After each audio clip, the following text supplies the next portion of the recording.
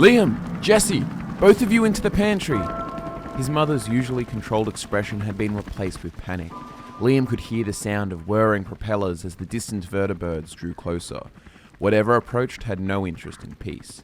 He and his sister sat down in the dusty cupboard, nudging aside rations to make space for the two of them.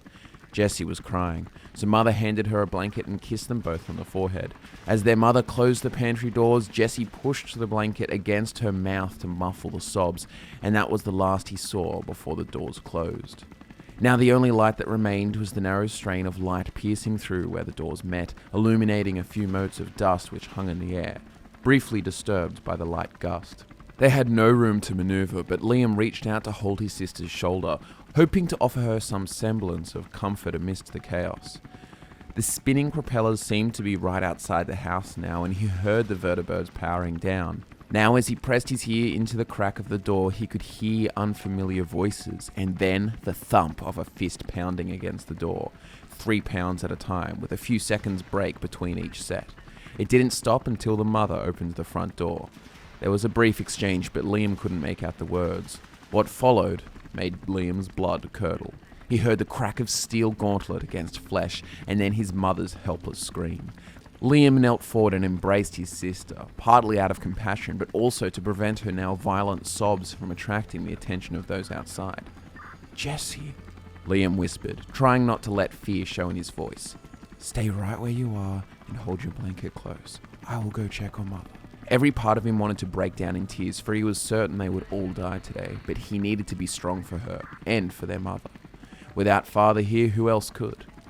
Liam gently opened one of the pantry doors and slipped out. Before he closed it again, he leaned down and kissed Jessie on the forehead, just like Mother had. He crept into the living room, hoping to see what was going on out the front window. He carefully drew one curtain aside and glanced out. A vertibird was idle just across the path. It was enormous. It was as big as his house. Standing in the path just outside were 2 men in big slate grey suits of power armor. They were just like the ones Liam had seen in his comic books, only these were darker, the helmets had narrower, sinister features, and the eyes gave off an all-seeing orange light. Mother was nowhere in sight, but he could still hear screams.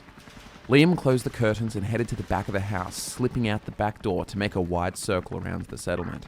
Maybe he could see what was going on from further away if he could move into the street away from the metal men. 2 houses over, outside his neighbour's house, was a pile of scrap. He got down by his knees and crawled across the dusty ground until he was concealed by stacks of iron and planks of wood. He took a deep breath and swallowed despite his dry mouth. Now that he was still again, he could feel his heart beating in his ears. It was so loud he almost thought the grey monsters with their plasma rifles would hear him. Once he calmed himself, he peered over the scrap heap and gazed down the path. Beyond the vertibird and the 2 men guarding it, he saw his mother. She was on her knees, still wailing. The only thing keeping her from falling into the dirt was the man in power armor towering above, gripping her sandy blonde hair in his gauntleted fist. Opposite them stood another man. This one was taller than the rest. His armor gleamed, flawless onyx. It sounded like he was trying to talk to Mother. The man holding Mother's hair removed a plasma pistol from his belt with his free hand. Liam heard the sound of it powering up as the bulbs filled with luminous green fluid. He wanted to run to her. He wanted to pick up a sheet of iron and use it to beat down the metal monsters. He wanted to force open the grip of the horrible soldier. But as his mind raced, the soldier acted. He pointed the gun at his mother's temple and squeezed the trigger, silencing her scream and killing her instantly. Liam froze from shock, his eyes glued on the scene unfolding. The men took canisters of oil from the back of the vertibird and began pouring it around his family home, and then they ignited it, sending a stream of black smoke into the blue sky as the place combusted, the foundations giving way to the licking of the flames. "Jessie!" Liam screamed inside his mind. His path back around the house was blocked by one of the soldiers. He was stuck, hiding, frozen still. The fire grew ferocious, and the yellow flames turned deep orange as they swallowed his home. Whether the men had found what they were looking for mattered not. They were leaving. Liam peeked over the scrap once again to watch out as the last soldier made his way to the vertibird. It was the one in black.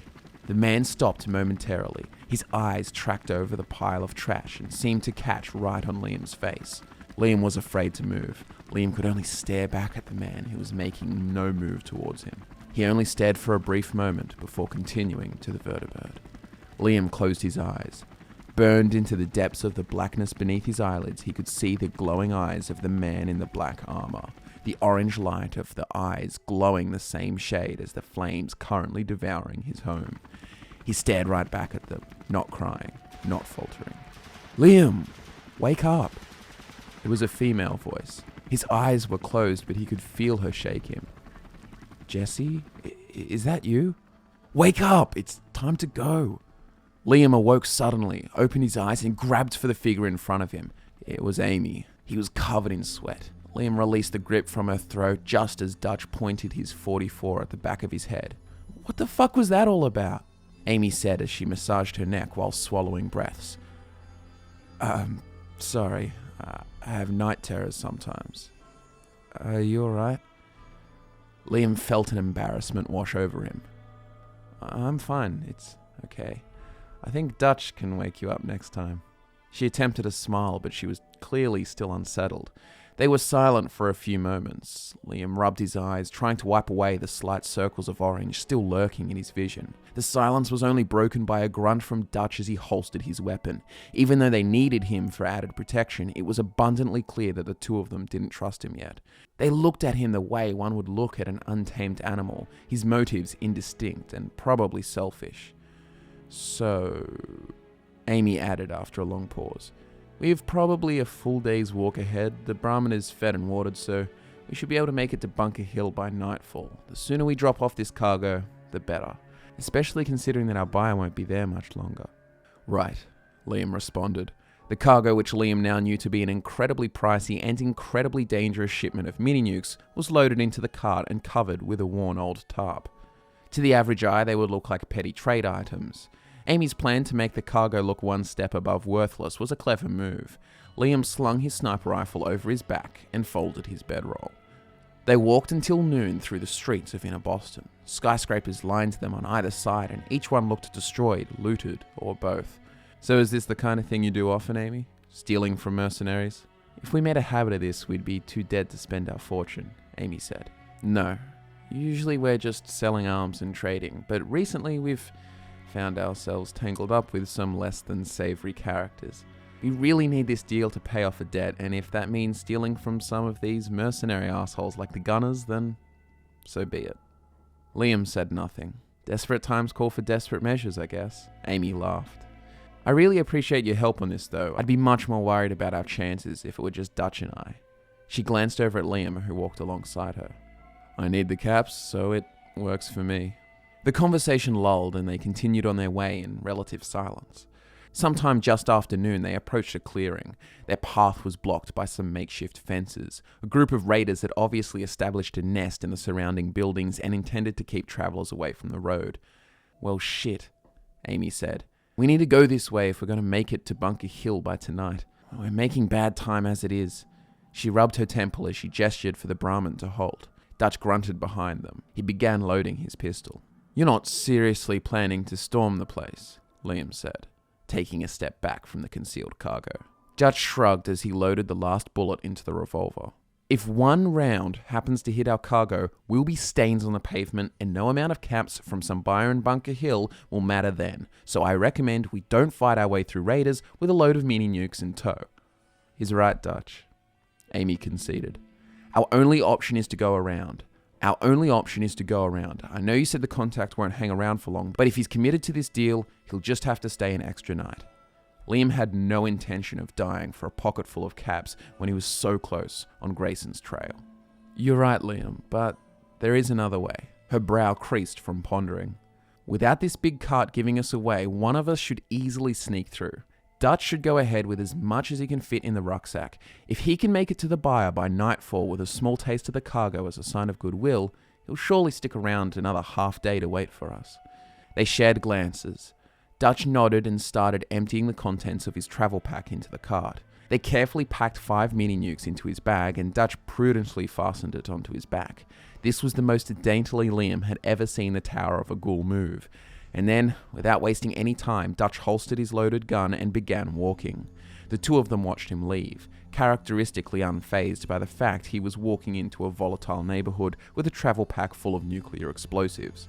"I hope he knows what he's doing," Liam said, feeling the urge to fill the silence. He'll be alright. He's never let me down before. Well, we'll know soon. If we see a mushroom cloud followed by a loud boom, we can start working on plan B. Liam rubbed his head and smiled at Amy. Her eyes lingered on Dutch until he passed out of sight. He'll manage to sneak through. He is the quiet type after all. Amy grinned at Liam and started walking. He followed, watching her figure sway with each step. Nightfall came after 4 hours of continuous walking, and in that time they hadn't even seen a radroach. Their luck had been uncanny. They noticed an opening on the outskirts of the urban maze with a patch of brown grass and some soft-looking grounds, so they decided to make camp for the evening. Amy poured the contents of the can of baked beans into a pot and started cooking them over a campfire, while Liam sat about meticulously cleaning his rifle. "I've seen you clean that thing at least 5 times, Amy said. She caught his eye and gave him a hint of a smirk. Liam smiled. "Well, when a big bad super mutant comes to tear your tiny body in two, I want to be able to kill it with no hiccup or misfire." "My hero," Amy said as she began to laugh. "It doesn't do me much good in the getting paid department if my employer is dead." "Oh, so you wouldn't save me if you weren't getting paid?" I don't know. How useful are you without the caps to pay me?" Amy took a bit of a hit to her pride. She walks over to sit beside Liam while she speaks, as if all you care about is caps. "A sweet girl like me, a damsel in distress, hog-tied in a super mutant camp, a principled man like you wouldn't be able to resist the chance to be the hero." "What makes you think I want to be the hero?" "Well, I think you'd be too keen for the reward." Amy gets on her knees, placing her hands on Liam's thighs. "Oh, thank you, handsome sir. However will I repay you? I have no caps and no food. What can I do?" Amy chuckles under her breath. Liam felt nervous for the first time in a very long time. "Are you coming on to me?" An awkward pause continued as the campfire flickered. Yes. For someone who can spot a mole rat from a mile away, you aren't very perceptive." Amy's cheeks flushed a rosy red. I don't know how I feel about..." Liam was cut off immediately as Amy ripped off her shirt. Liam was lost for words. His arm shot forward to ensnare her, pulling her into him, desperately kissing her from lips to neck and across her shoulder. Then they fucked under the stars. Liam awoke just after dawn. He turned over in his bedroll and saw Amy sleeping soundly. He stayed for a moment, watching her chest rise and fall with each soft breath. Whatever woes plagued her mind in her conscious state were absent here. All her anxieties held at bay for a short while. Slowly her eyes opened and caught his own. They shared a moment of peace before the inevitable call to continue their mission. Liam kissed her forehead and then stood, stretched and began readying the Brahmin. The Brahmin clearly wasn't sharing the moment of amity. She was moving her feet restlessly, still fatigued from yesterday's long hike. Liam patted her left head and presented her a handful of feed, and then he moved over to the right head and offered this one the same. Amy approached him from behind and nestled her chin on his shoulder. She kissed him and then moved to check on the cargo. This had all happened so quickly. To Liam, this felt like a dream. They walked from dawn until noon, amorously smiling at each other whenever they had the option to. Liam could see the optimism returning to Amy's expression. Their mission had gone rather smoothly, all things considered. "Stop for a moment," Liam said calmly, reaching out an arm in front of Amy, who in turn gestured for the Brahmin to heel. "What is it?" she asked. "Up ahead." Liam took the sniper rifle off his back and looked down the scope. "I'm certain I saw movement. Just wait here a second." Liam stalked forward, crouching behind a demolished pre-war car, before planting his rifle on the bonnet. There were 2 men. The first to come into the sights was a small, bespectacled man. He was bald and wore a blood-stained white t-shirt. The second... Liam's heart thumped against his chest like it was trying to break out. Black power armor, faded but indistinguishable. They were walking down the adjacent street. The glowing eyes were more familiar to him than his own mother's. Those eyes visited him every single night.